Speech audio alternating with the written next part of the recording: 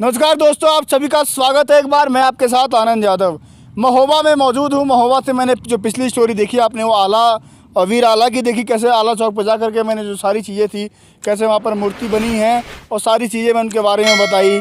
मेरे साथ इस समय महोबा के बुंदेलखंड के यहाँ के लोकल हैं, ये इनसे बातचीत करूँगा। ये बहुत सारी चीज़ों को जानते हैं, इनसे वही सवाल करूँगा जो मैंने पिछली वीडियो में बताया कि आखिर इतिहासकारों को क्या आला और उदल में मात्र एक सेनापति ही नज़र आया, क्योंकि वो वीर योद्धा थे जिन्होंने पृथ्वीराज चौहान जैसे शासक को 52 बार हराया हो।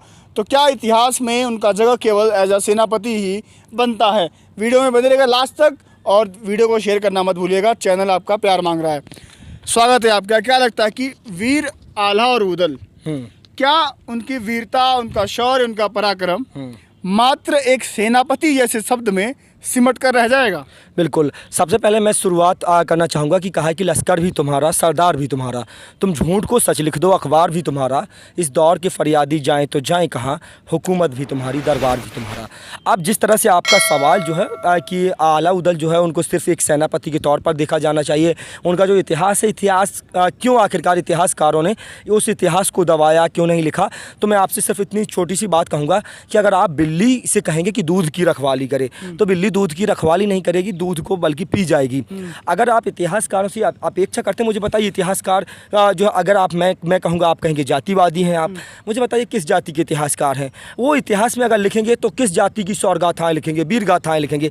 आला उदल तो जो है लगातार, अगर आप आला सुनेंगे, मैं बुंदेलखंड में पैदा हुआ, बचपन से लेकर के आज तक मैंने आला सुना, देखा और मैंने गाया जिस तरह से जो है कहा जाता है। और थोड़ा सा आला मैं जो है गा के सुनाऊंगा कि महोबे वाले बड़े लड़ैया जिनकी मार सही ना जाए, एक को मारे दुई मर जाए, तीजा खौफ खाए मर जाए, मरे के ऊपर जिंदा लुग्गा ऊपर लोथ लई लटकाए, और जा दिन जन्म भय वो आला को धरती धसी अढ़ाई हाथ। इस तरह की जो अगर आप आला सुनते हैं तो आपकी जो भुजाएं हैं, जो सब चीज़ें, वीर रस का वो संचार होता है आपके अंदर।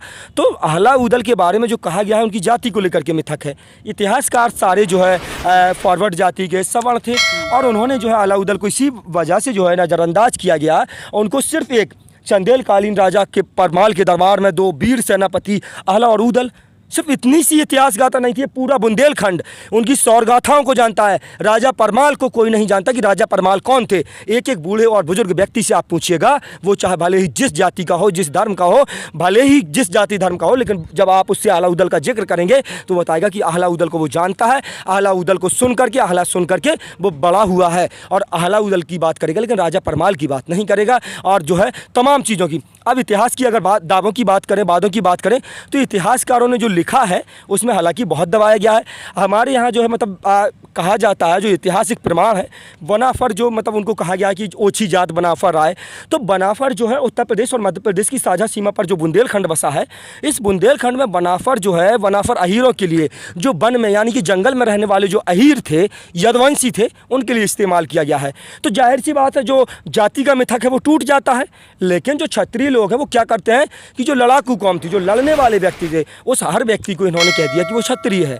लेकिन हालांकि आला उदल क्षत्रिय नहीं थे, इसका प्रमाण ये है, कर्म से क्षत्रिय थे। मतलब कहा जाता है ना कि क्षत्रिय। हाँ, अगर कर्म से मतलब आप कहते हैं, अगर आप जाति के आधार पर आप कहते हैं, पहले आप बड़ व्यवस्था की बात करते हैं, फिर कहते हैं मुझे बड़ व्यवस्था पर नहीं जाना। लेकिन वो इसलिए जो है, अगर आप कहेंगे तो क्षत्रिय लड़ाकू कौम के आधार पर अगर आप देखेंगे तो वो क्षत्रिय थे, बाकी वो यदवंशी थे, ग्वाले थे, ग्वालिन से पैदा हुए थे। उनकी माँ दिवला और विवला के बारे में किस्सा प्रचलित है कि वो ग्वालिन थी, जब वो अपनी मटकी जो है सर पर रख करके और जब वो निकल रही थी तो सामने दो सांड आपस में लड़ रहे थे, और वो सांड जब आपस में लड़ रहे थे तो उन्होंने रास्ता रोका हुआ था। उसके बाद दोनों बहनों ने आपस में बात की, दिवला और विवला ने, और दोनों ने एक एक सांड का एक एक सींग पकड़ा और उनको दोनों को हटा दिया रास्ते से, और उसके बाद जो चली गई। उसके बाद जो जसराज और बच्चराज जो थे, जो आला उदल के जो पिता थे, उन्होंने देखा कि कहा कि ये तो जो है बड़ी बलशाली हैं, और जब ये इतना मतलब जो है बलशाली और जो है ताकतवर है तो इनसे पैदा होने वाली संतान कितनी बलशाली होगी। और उन्होंने शादी की और उसके बाद जो है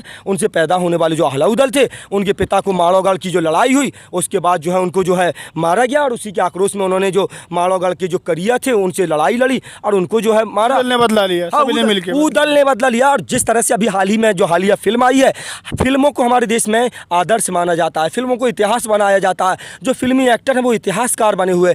10वीं फेल लोग जब इतिहास की बात करेंगे, इतिहासकार बनेंगे, तो बताइए इतिहास कैसा लिखा जाएगा। वो बता रहे हैं कि सम्राट पृथ्वीराज चौहान, अगर आप बुंदेलखंड के किसी व्यक्ति से पूछिएगा, आप बुंदेलखंड के किसी व्यक्ति से जब पूछेंगे तो बताएगा अलाउद्दीन हमारे हीरो हैं, बुंदेलखंड के भगवान हैं, अलाउद्दीन को हम अपना हीरो मानते हैं। और हमारे लिए अगर कोई विलेन है, गद्दार है, तो वो पृथ्वीराज चौहान है।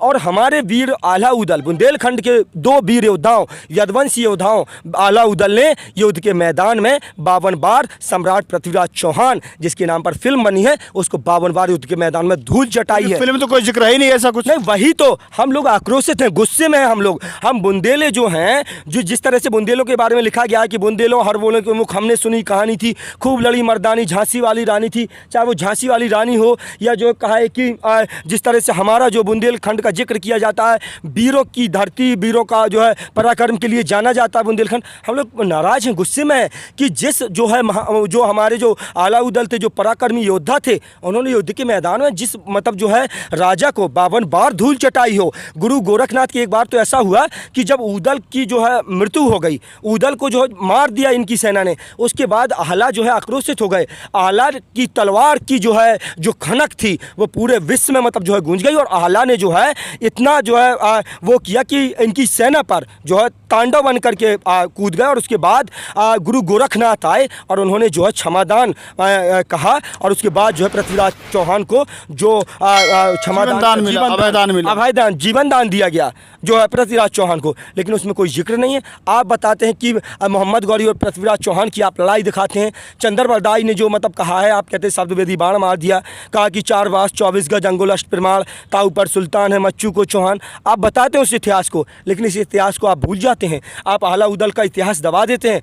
अलाउद्दीन की तमाम जो लड़ाइयों का जिक्र है, चाहे वो नदी चंद्रबल की लड़ाई हो, चाहे वो जो है भुजरियों की लड़ाई हो, चाहे पथरीगढ़ की लड़ाई हो, आप अगर अलाउद्दीन के बारे में आप अगर देखेंगे इतिहास, अगर जो है जो मौजूद है, जो गूगल से आप देखेंगे, उसमें देखिए आप।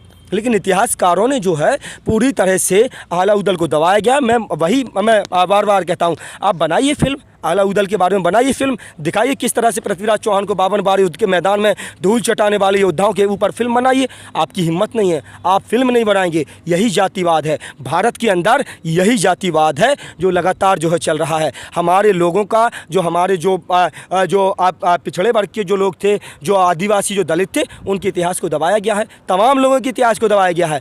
आगे आपने जो है ला करके जो है खड़ा कर दिया जो अपर कास्ट थी, यही किया। मैं आपको बता दूं कि एक बार ऐसा हुआ था कि राजा परमाल ने आला और उदल को किसी के उसके जो मामा थे, उनके मामा माहिल, उनकी बातों में आकर के उनको निकाल दिया था, देश से निकाला कर दिया था।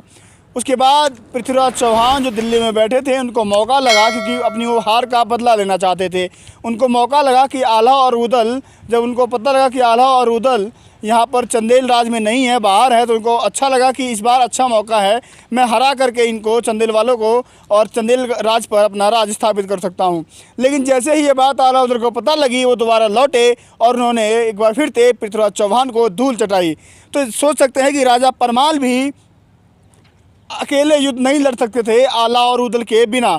तो आला और उदल कह सकते हैं कि वो रीढ़ की हड्डी थे, वो ढाल थे राजा परमार के लिए, कि जिन आला उदल जब तक थे, जब तक रहे, तब तक पृथ्वीराज चौहान जो पूरे भारत राज पर अपना राज स्थापित करना चाहता था, वो उसकी मंशा कभी पूरी नहीं हुई। और लास्ट में आला ने उनको अभयदान दिया, जीवन दान दिया, और गुरु गोरखनाथ की आशीर्वाद लेकर के, उनकी बात मान करके नाथ संप्रदाय को धारण किया और अपनी तलवार की नोक को टेढ़ी करके रख दी। और माता मैहर के दरबार में आज भी कहा जाता है कि आला जिंदा हैं, आते हैं, पूजा करते हैं।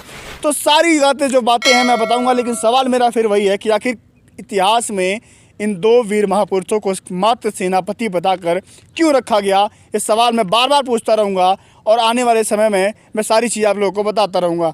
वीडियो को देखिए, शेयर कीजिए। अभी के लिए नमस्कार।